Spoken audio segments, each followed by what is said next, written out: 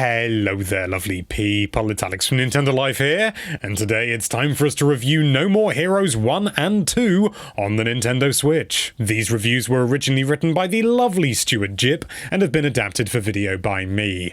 And in case it wasn't immediately obvious, we're going to start with No More Heroes 1 and then move on to No More Heroes 2. If you just want to watch the other one, we've got some bloomin' chapter markers down there.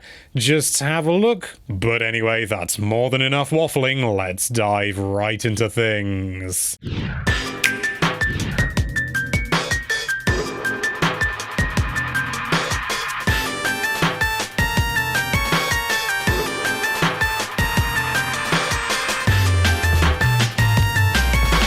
No More Heroes is gross. It's a sleazy, grimy, ugly game with an indefensible moral vacuum of a protagonist in luring Otaku Travis Touchdown, and it's absolutely brilliant. Essentially a hack-and-slash title with some open-world elements, No More Heroes rises above its often pedestrian gameplay with an overflowing reservoir of over-the-top action, fabulous aesthetics, ceaselessly enjoyable writing, and hell, just an awful lot of straight-up style. Even when the gameplay is boring, and it often is, you won't be actually bored, which is a real testament to the game's sheer confidence in itself and its gleeful disregard for convention. It's the hallmark of the very best. They work so hard, but they make it look easy. In fact, one of the best things about No More Heroes is its uncompromising commitment to its own themes. The story here is notably quite simple, at least to begin with, and realistically, it barely matters. Although, having said that, the cutscenes and dialogue are thoroughly entertaining throughout. What's really worthy of note is the comedic application of the more banal situations of the gameplay. You see, Travis is an assassin, hoping to reach the very top ranks of the United Assassins Association by killing off its members one by one in ranked battles organized by the mysterious femme fatale, Sylvia. The fascinating part is that setting up said battles costs money, and an awful lot of it, and one of the most prominent ways to get the dough is to take on literal part-time jobs. Now, these jobs are almost uniformly pretty damn dull. Gameplay-wise, they tend to amount to little more than egregious menial repetition of what can only be described as very uninteresting actions, but that's the bloomin' point! The contrast between the utterly tiresome lawn mowing game, which Stuart actually fell asleep playing, and the hyperkinetic, personality-rich boss battles you earn for its completion is genuinely funny. Is it a comment on the mundanity of open-world games which often have you partaking in similarly arbitrary tasks just to advance your level enough to do the next quote-unquote story mission? Well, who knows the real intention, except probably Suda51, but it resonates brilliantly in 2020, maybe even more so than it ever could have done back in the Wii era. So No More Heroes has aged like a fine wine then, in terms of its narrative at the very least. It's a game of contrasts, and nowhere is that more apparent than in the combat. Utilizing his beam katana, which is essentially a lightsaber in all but an aim, Travis cuts through swathes of cannon fodder enemies with a fairly traditional combination of the old, taps and holds, and tilting the right analog stick in the display direction, or indeed swiping your Joy-Con as a bit like the Wii remote, in order to issue the final devastating blow. And this results in a grotesque shower of gore as enemies are dismembered effortlessly, and sometimes more than one at a time if the situation is right. The dichotomy between the traditional, tropey bleep-bloop sound effects and other gaming iconography is just genuinely hilarious when the brutal consequences of your actions are laid bare. Which brings us to another point. What you're getting here on your Switch is the full uncut original game. In the PAL release for the Wii, defeated enemies would explode into pixelated showers of coins, and whilst this was a cool effect, it erased that shocking and very much intentional violence, which had the knock-on effect of making the rest of the game's decisions seem sort of quirky for the sake of it rather than thoughtful, nuanced, or satirical. It's a little spoken of effect of game censorship, the erasure of thematic consistency. In this case, it was not the harmless aesthetic change of, say, putting a more conservative outfit on an underaged character.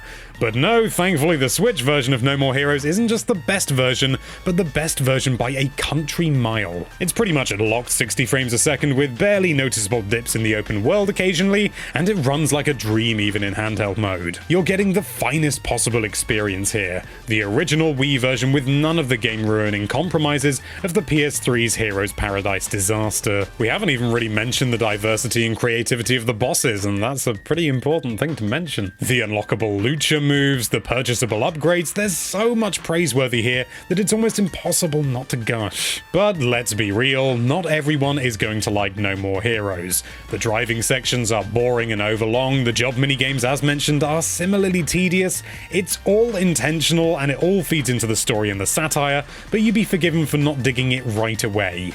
Maybe. Perhaps a more understandable cause for concern is Travis's horn dog lust for the likes of Sylvia and the eerily young-looking anime characters he practically drools over. Of course, this stuff is meant to be uncomfortable and confrontational in a way that most modern titles wouldn't even bother to try, but if the grubby ethos doesn't work for you, you're probably not going to enjoy this game. It's maybe a little bit too close to home.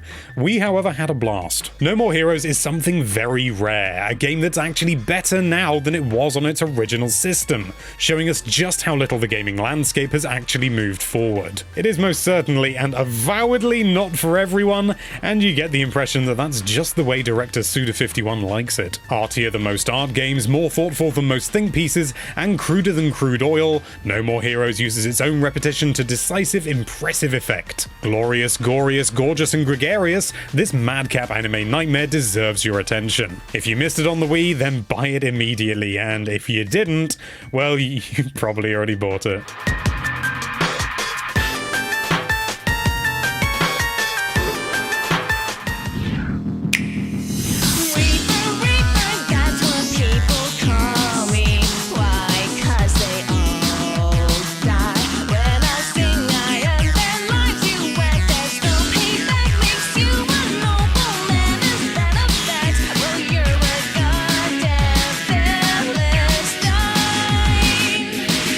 Bigger, better, more. Not exactly the watchwords of the original shockingly audacious No More Heroes, with its minimal content stretched out across the sweeping empty landscape of Santa Destroy, memorable for its sheer desolation and entirely in keeping with its satirical take on the so-called open-world game. But as Grasshopper's splash screen reminds us, punk's not dead, boy. And what could be more punk than taking almost everything that defined No More Heroes and completely flipping it on its head? True, the fighting side of things is still in No More Heroes 2 Desperate Struggle, and it's been tweaked with new moves and special attacks to make things a little bit breezier and, yes, more fun. And from that standpoint, it really is bigger, better, more. The tiresome by-design part-time job sections in which you raised money for your next ranked fight, gone, completely replaced by enormously fun 8-bit NES-style minigames, including an incredibly addictive variation on the classic Pipe Dream that we'd honestly love to see expanded into a game of its own. Travis's apartment as well has been expanded into a fully traversable space rammed with distractions.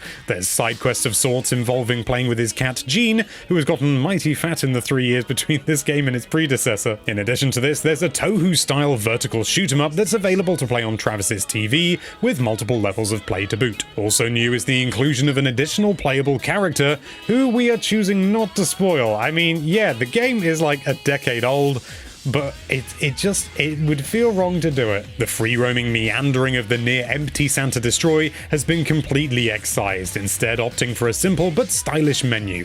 No more lengthy, uneventful bike rides between objectives here. Hopping around to the various important spots in the city is now effortless.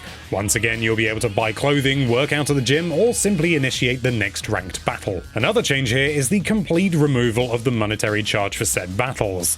This is a bit of a double-edged beam katana, as it's always been nice to have the freedom to engage in content simply because you want to and because it's fun, and that fabulous air of Mickey taking is basically lost, or at the very least rendered a little bit toothless. Indeed, the breaking of the fourth wall here is much more overt, with characters directly addressing the player, even early on in a sort of somewhat forced, obvious manner that's a world away from the relative subtlety of No More Heroes.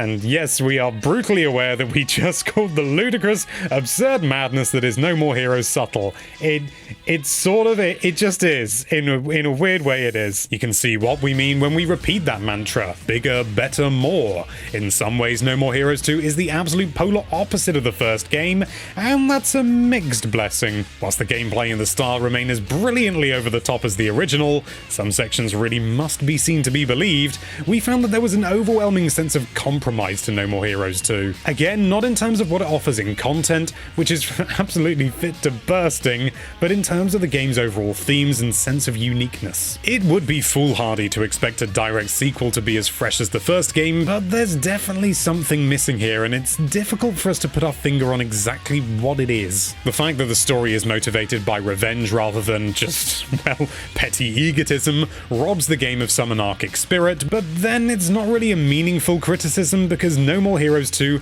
unambiguously plays bigger than its big brother in almost every way, and that's what makes a good game a good game. Thinking about it a little bit more, we'd say that the increased focus on gameplay at the expense of meaning we saw in No More Heroes is an interesting choice. It loses some of its satirical identity, but again, perhaps that's the intention. We found ourselves wondering what it all meant, if indeed it meant anything at all. Sylvia's purple prose-ish narration of the early game made us think of a bad episode of The X-Files, and we wondered if Suda51 had lost what was left of his mind and firmly kowtowed to his critics in what seemed like a bad self-parody.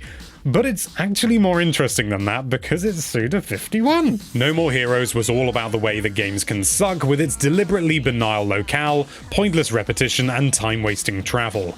No More Heroes 2 is all about the way that games are brilliant. It's a cliche, but what we have here is Suda51's love letter to the medium he gave both barrels in the original No More Heroes. Everything here is so slick, so brilliantly tailored to having a good time that it's impossible to take any real umbrage at the removal of features that were clearly designed to be irritating. It's worth noting that the content in No More Heroes 2 is even more extreme and potentially more offensive than the original games, but it's also over the top that it's difficult not to take it in the grindhouse spirit that it's clearly been presented. It's the video game equivalent of an exploitation movie with all the excess that suggests. Travis Touchdown's sophomore effort turns the mania up to 11 for an unforgettable blood-soaked thrill ride. Whilst it is a little bit more generic in terms of its narrative, it makes up for this wholesale with brilliant pacing, fantastic minigames, and a whole brace of new ingenious assassins that you have to cut into lots of little pieces. As confident a follow-up as you could ever want, this is Grasshopper at the top of their game.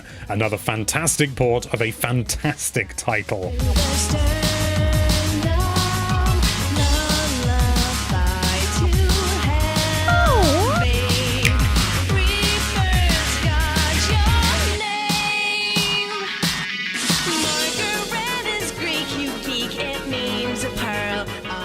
Oh, you've reached the end of the video, and that means it's time for Alex's personal thoughts. I really enjoy No More Heroes as a series. It is very, very original and very, very weird at the same time, but it kind of pulls it off if you kind of sort of...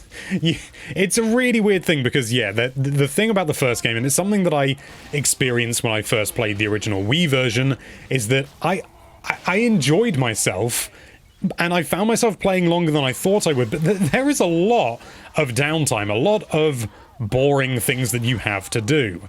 And initially, I was kind of annoyed by that, but I still didn't stop playing it. It was a really bizarre situation, and that kind of carries over here as well, although it being, you know, kind of, now I'm playing it again, as it were, it's not my first time. I was kind of, because I was expecting it a little bit more, I was a little bit more forgiving, I think, which... Maybe slightly misses the point, actually. As great as it is, No More Heroes 1 is kind of... It's almost a difficult sell, which seems a little bit rude and a little bit mean to it, because it is a brilliant game, but it's getting kind of meta in the way that it presents itself, and that really is not for everyone. Like, it really isn't. No More Heroes 2, on the other hand, is a much easier sell in my book. It is just... It's much more refined. It's much more of a game rather than a sort of a piece of commentary. I mean, it kind of is as well, but definitely not to the same degree as Stuart said. But yeah, if you're just looking for a good, fun, cathartic game, I would go with No More Heroes 2 overall. But if you play that and you like where this is going and you enjoyed Travis and you enjoy the themes, then I would say give the first one a look in as well. But as strange as it is to try and go, to suggest going from 2 to 1, I think that's the safest option. I mean, if you fancy a dive into a really weird video game world and taking a bit of a gamble and the money isn't too tight, then yeah, you could go for the first one and then move on to the second, but at the same time, oh god, it's such a weird... No More Heroes 1 is such a weird game. It's brilliant, but it's really weird.